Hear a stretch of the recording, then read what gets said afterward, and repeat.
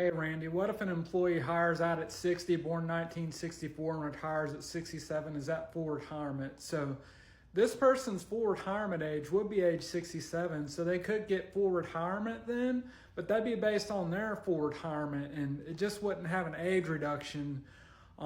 And the number of railroad years of service you have, they can greatly influence the how much your retirement is.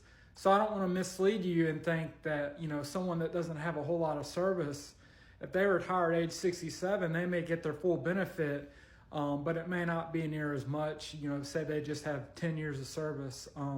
It may not be near as much as an employee that had 30 or 40 years of service. So I hope that makes sense. Generally, the more service you add a lot of those railroad years, it bumps up your tier 2. Your tier 2 is based solely on railroad service. So someone, if they don't have a whole lot of railroad service, their tier 2 is likely not going to be very high. But those folks that have 30 or 40 years of railroad service, the tier 2 can get pretty high. And it also depends on their wages. Like if you have folks, for the labor folks, a lot of times the transportation folks make pretty good money and have a pretty high wage compared to someone sometimes like a mechanical department or something. They may not make as much without working a lot of overtime and things like that, so their retirement may be lower.